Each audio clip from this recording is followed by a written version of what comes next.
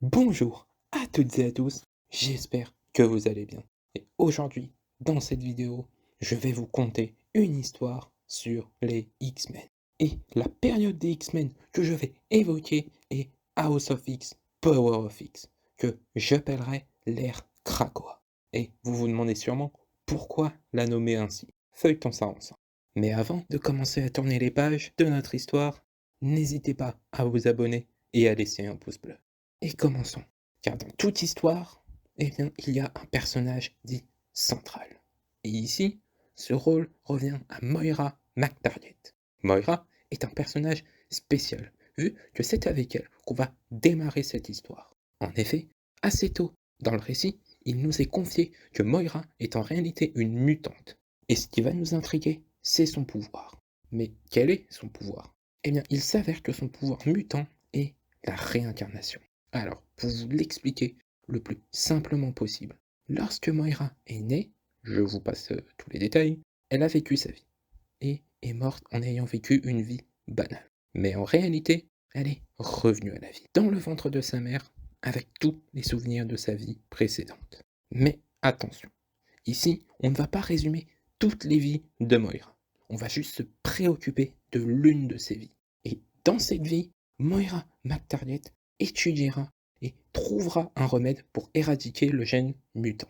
Mais, et je vous préviens, va falloir suivre un petit peu. Parce que c'est dans cette vie où elle découvre ce remède mutant qu'un événement va se produire. Et elle n'aura pas le luxe de profiter de sa découverte, car deux mutantes, Mystique et Destinée, vont s'en prendre à elle. De ce fait, c'est Destinée, une mutante pouvant voir le futur, qui va nous apprendre une chose très intéressante sur Moira. Car en réalité, Destinée ne voit en Moira que 10 vies, ou 11 si elle fait le bon choix. Et à partir de ce moment-là, ça devient très intéressant. En effet, vous vous demandez sûrement si Moira peut se réincarner. Elle est invincible.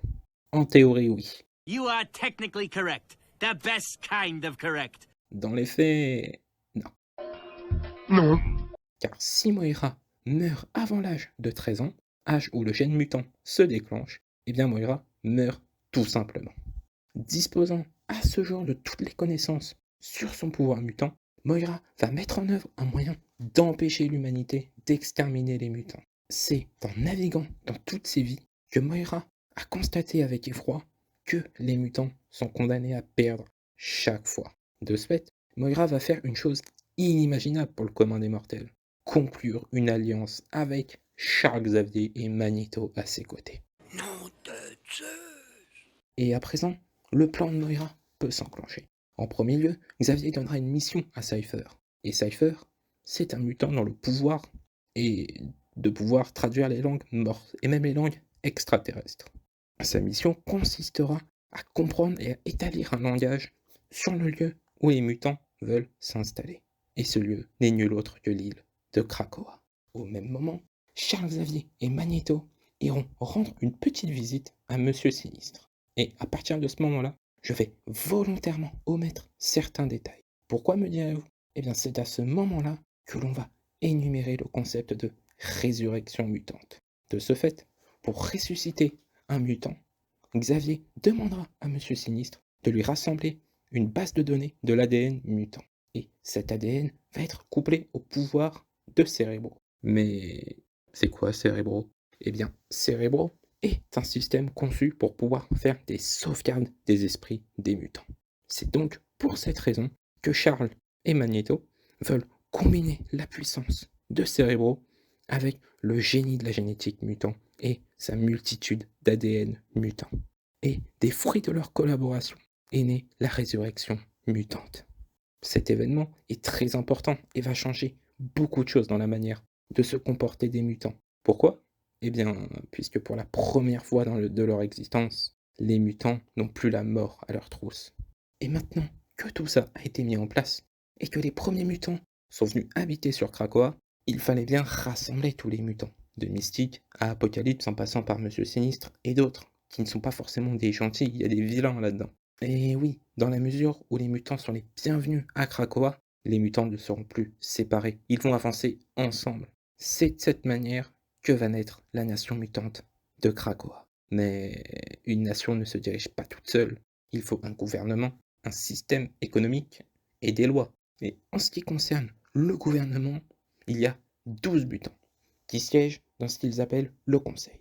On ne va pas énumérer les membres, il y en a des connus, comme Charles Xavier et Magneto, mais ça, on le découvrira au fur et à mesure. Pour le système économique de Krakoa, on ne va pas en parler tout de suite, on en parlera plus tard dans la suite du récit. Ici, on va essentiellement s'attarder sur les lois. Et dans la mesure où le conseil se réunit, on peut dire que ça tombe à pic. En effet, le conseil va voter 3 lois. Et je vais vous les citer telles qu'elles sont répertoriées dans le comics en question. En 1, plus de mutants, tu feras. En 2, d'humains, tu ne tueras. Et en 3, cette terre sacrée, tu respecteras. Voici donc les 3 lois votées lors de cette première réunion du conseil. Et profitons d'être sur les lois pour revenir sur la loi numéro 2. D'humains, tu ne tueras. Effectivement, en réalité, il se trouve que ces lois n'ont pas été votées par hasard, puisque lors d'une mission, Dent de Sabre tuera des humains. De ce fait, le conseil va faire de Dent de Sabre un exemple, et ils vont l'emprisonner à perpétuité sur Krakoa. C'est ainsi que nous avons assisté au fondement d'une nation. Krakoa est née, et elle ouvre une nouvelle ère pour les mutants. On verra dans la suite comment Krakoa mettra en place un système économique viable, ainsi que les différents membres du conseil, sans oublier bien sûr la géopolitique naissante que va engendrer cette nouvelle nation. Dites-moi en commentaire ce que vous voyez pour la suite de ce récit, et nous, on se retrouve pour de nouvelles histoires.